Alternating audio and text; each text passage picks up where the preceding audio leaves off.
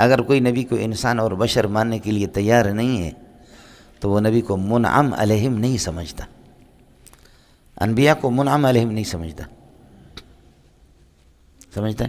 سورہ فاتحہ سے بشریت کا مسئلہ حل ہو گیا۔ اللہ کے لیے کچھ بھلا پڑا نہیں پڑا، اڑے ہو گیا۔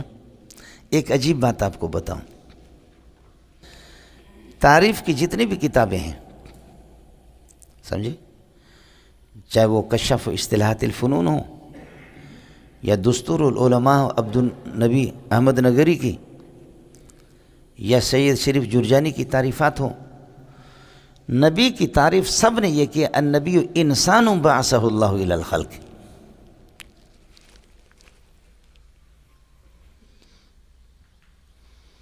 اس لیے اس مسئلے میں بحث کرنے کی ضرورت ہی نہیں ہے کہ نبی پاک رسول بھی نہیں کہنا، بلکہ کیا کہنا، نبی پاک صلی اللہ علیہ وسلم محمد رسول اللہ۔ نبی پاک انسان ہے یا نہیں ہے سمجھے، بس صرف کہہ دینا کہ کسی کتاب میں نبی کی تعریف بتا دیں۔ چنانچہ حضرت اقدس ہی کہہ دوں اور کیا، الشاہ الفاضل مولانا احمد رضا خان بریلوی رحمۃ اللہ علیہ، حضرت کی کتابوں میں جو جہاں نبی کی تعریف تھی، موجودہ طبقہ جو ہے نا انہوں نے نکال دی اس کو، فوراً انہوں نے نکال دی۔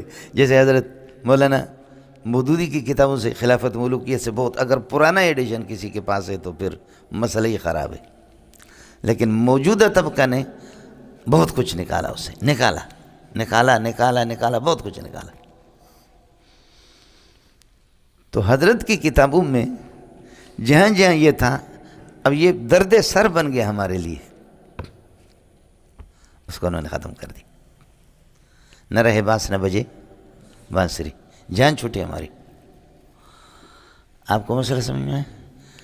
تو اس لیے آسان سا مسئلہ ہے، النبی انسان بعثہ اللہ الی الخلق۔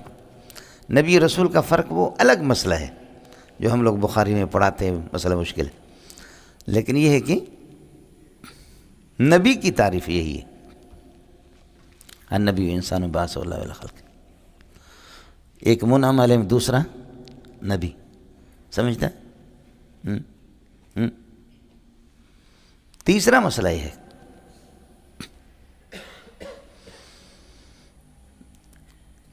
کہ نبی فرشتہ ہے، نبی تو ہوتا ہی انسان ہے۔ اب کہو محمد رسول اللہ ملائک ہے، محمد رسول اللہ کہہ رہا ہوں، اب نبی نہیں کہہ رہا ہوں، محمد رسول اللہ۔ حضرت صلی اللہ علیہ وسلم ملائک ہے،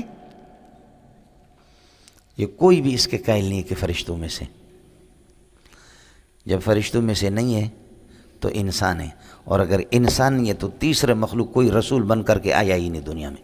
محمد رسول اللہ کی رسالت کا انکار، اللہ بڑا مولانا، یہ میزائل ہے، ان کا توڑنا آسان نہیں ہے، آپ سمجھ رہے؟ اگر مگر نہیں، یا عیسیٰ یا موسیٰ، یا محمد یا احمد، یا رحیم داد یا کریم داد، یا عطا محمد یا فتح محمد۔ بات صاف سی بتاؤں کیا ہے؟ حضرت ملائک ہے، فرشتہ ہے؟ فرشتے تو شادی نہیں کرتے، ان کی اولاد نہیں ہوتی، سمجھ رہی میں؟ وہ فرشتے شادی بھی نہیں کرتے، اولاد بھی ان کی نہیں ہوتی۔ حضرت نے شادی کی، حضرت کی اولاد بھی تھی، تو حضرت فرشتہ نہیں ہے نا، اور خود بھی کہتے ہیں وَلَا أَقُولُ لَكُمْ إِنِّي ملک، میں فرشتہ نہیں۔ تو اب کیا رہ گیا؟ انسان۔ اور وہ فرشتہ نبی اپنے آپ کو خود نہیں مانتا، جیسے کہ قرآن میں وَلَا أَقُولُ لَكُمْ إِنِّي ملک، انسان تم لوگ نہیں مانتے تو ہے کیا؟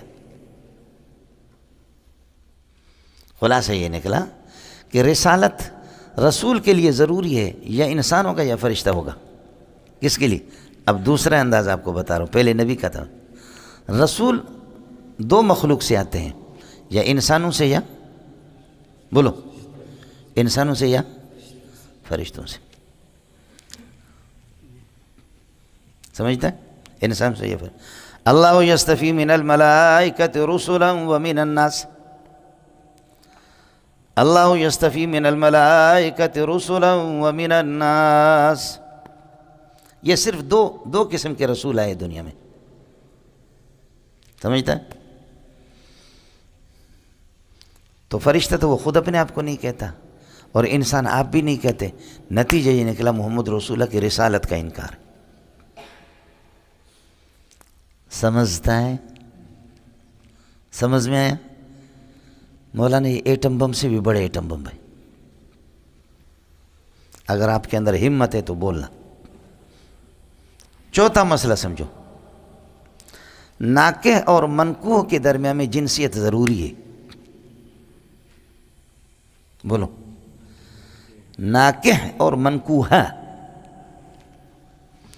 ناکح اور منکوحہ ان کی جنسیت ضروری ہے، یا انسان ہو یا جنات ہو، فرشتہ تو شادی نہیں کرتے، یا انسان ہو یا جنات ہو۔ امام ابو حنیفہ کے ہاں جن کا انسان سے، انسان کا جن سے نکاح نہیں ہوتا۔ نبی کی بیویاں انسان ہے یا نہیں ہے؟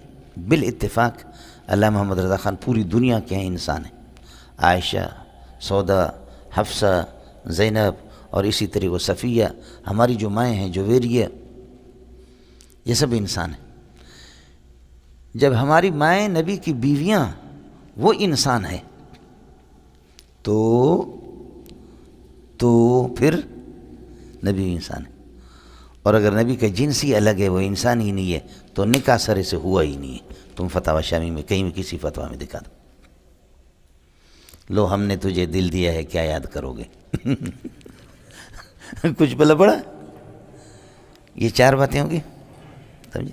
ہاں مسئلہ ہے، ہاں امام شافعی، امام مالک، احمد بن حنبل کے ہاں جنات کے ساتھ نکاح کی اجازت ہے، حالانکہ جنات نکاح، سمجھے؟ لیکن ہم تو حنفیہ سے بات کر رہے ہیں نا۔ علامہ محمد رضا خان نے تو کیا ہے، در مختار کی شرح بھی لکھی ہے، جد الممتار، دبئی سے بھی چھپتی ہے، 30 جلدوں میں۔ آدمی غضب کا تھا، سمجھے میں لوگوں؟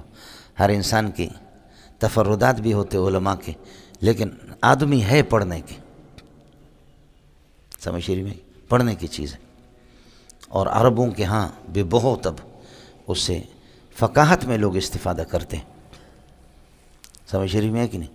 تفردات اپنی جگہ پر ہے، لیکن یہ لوگ موجودہ جو لوگ ہیں یہ احمد رضا خان کو ماننے والے بھی نہیں ہیں۔ علامہ محمد رضا خان یہ کوئی مستقل الگ چیز ہے، جیسے کہ ہم لوگ دیوبندی ہے۔ اگر میں آپ سے پوچھوں کہ دیوبندیت کے اصول کیا ہے اور دیوبندیت کے ارکان کیا ہے، جیسے نماز کے ارکان ہوتے یہ ہوتے، تو انشاءاللہ یہاں کسی کو بھی پتہ نہیں، اور پتہ کر کے آ جانا۔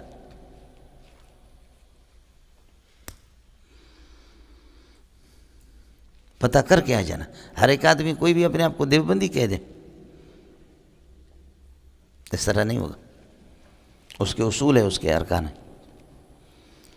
امام ابو حنیفہ کے ہاں جنات کے ساتھ نکاح کی اجازت نہیں ہے، ائمہ ثلاثہ سے اجازت دیتے، امام صاحب اجازت نہیں دیتا، سمجھے؟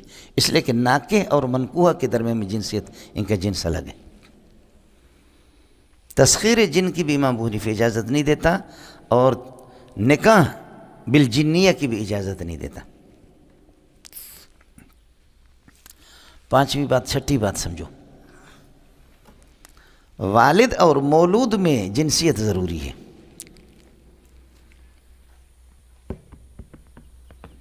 بولو،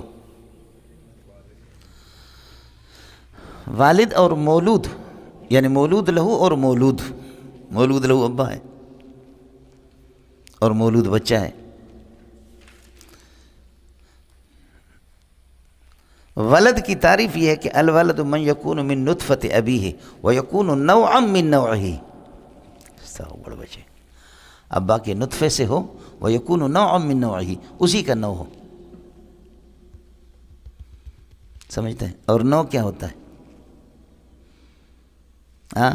جو جن سے قریب اور فصل قریب سے مرکب ہوتا ہے، پڑھا ہے؟ جن سے قریب اور فصل قریب سے مرکب۔ ایک عجیب بات آپ کو بتاؤں، نوع کا مقتضا اپنے تمام افراد میں کلی متواتی کے طور پر برابر ہوتا ہے۔ جیسے کہ مولوی صاحب جتنا موٹا ہے وہ جتنا وہ حیوان ناطق ہے تو ایک بچہ 4 پاؤنڈ کا پیدا ہوتا ہے، وہ بھی اسی قسم کا حیوان ہے۔ آپ یہ نہیں کہیں گے یہ حیوان ناطق کامل ہے اور یہ حیوان ناطق ناقص ہے، نہیں، اس کے کہ لا تشکیک فی الماہیات ولا فی العوارض، اور حیوانیت اور ناطقیت یہ